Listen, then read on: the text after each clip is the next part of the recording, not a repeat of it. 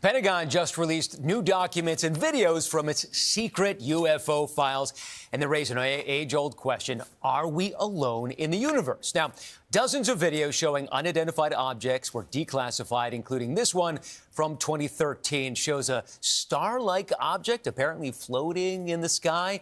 Astrophysicist Neil deGrasse Tyson has some ideas on the search for life beyond Earth, or maybe their search for us. They appear in his new book, Take Me to Your Leader: Perspectives on Your First Alien Encounter with Me. You can get it by scanning that QR code right there on your screen. And here with us, we have Neil deGrasse Tyson. Was that your alien impression? That was. I thought it was pretty good. I've been honing it. I am an alien. I learned it on Mars. Yeah.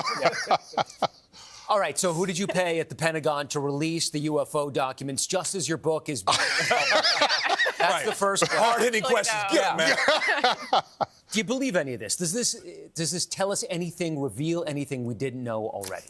Well, remember, we had, was it 3 years worth of people from deep within government, not only security agencies, but the military, testifying as whistleblowers or as in whatever other capacity, under oath, telling us basically everything we're reading in these files now, that they've been seen, things we don't understand, and some might be in a locked shed. So I'm kind of saying, all right, it's a little bit anticlimactic. Okay. Why don't you just bring out the alien?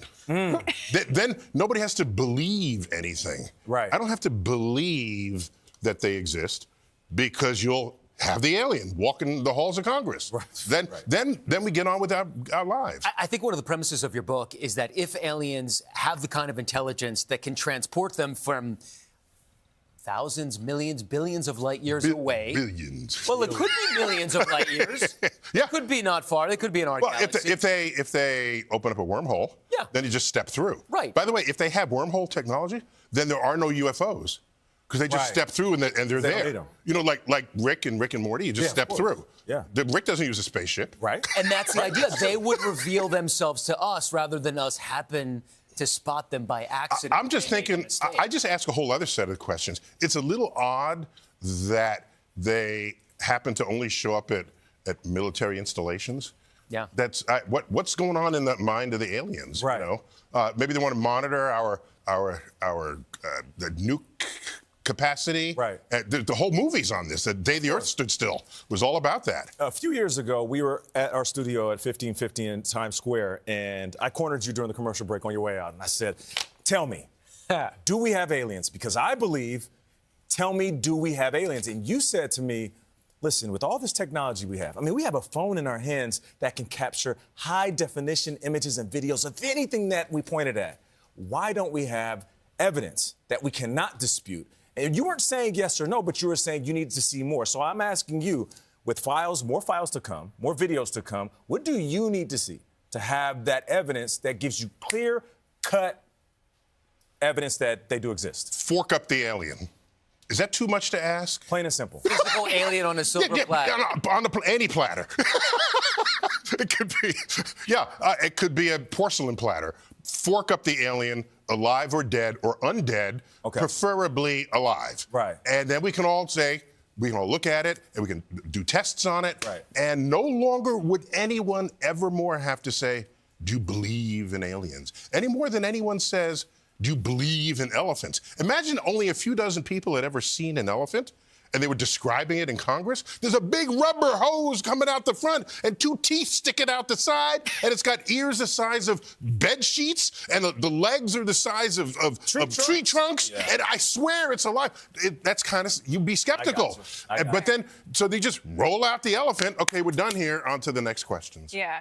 Well, I mean, I also think that's assuming that aliens are not so advanced that they would have been gotten cut, right? Maybe they're just looking at us saying like, oh God, these peasants. But yeah, I'm thinking that's probably at least some of that going on out there.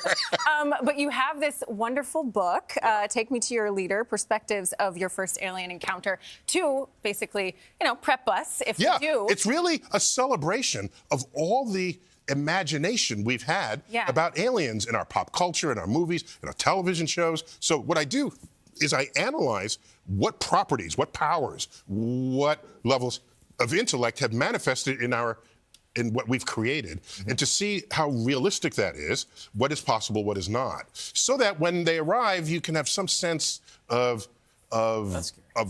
what shaped them in the forces of the universe. To that point, though, that we've seen so many representations of them movies. What do you think they look like? Well, I'm worried about the big old eyeball alien, because I did a calculation on that. If their brains are in the same skull as their eyeballs, if the eyeballs are that big, it leaves less room for brains. And so, and it's not only aliens, but it's also like many Disney characters, like Elsa and Frozen. Big old eyeballs, so they'd have smaller brains like horses. So I worry that the aliens might be stupider than you think, and plus they might startle easily. There's a fun... like horses. Speaking of which, Neil has a piece of advice for anybody encountering an alien, which is resist shaking what looks like a hand. Oh. Yeah, you don't know if there's something there. Don't grab it and shake it. Don't grab the. You don't know what part of the anatomy that is. And I don't think you want to know. No, we have traditions when we have first encounters, and it might not be the tradition of the alien. And if the alien has habits of our dogs, for example, the first thing they're going to do is come around and sniff your butt. Yeah. And you're going to think that's weird, but not to the alien. And we're going to end it right there. Yes, Tyson, thanks so much. Take me to your leader perspectives on your first alien encounter. Goes on sale tomorrow, and there's the QR code.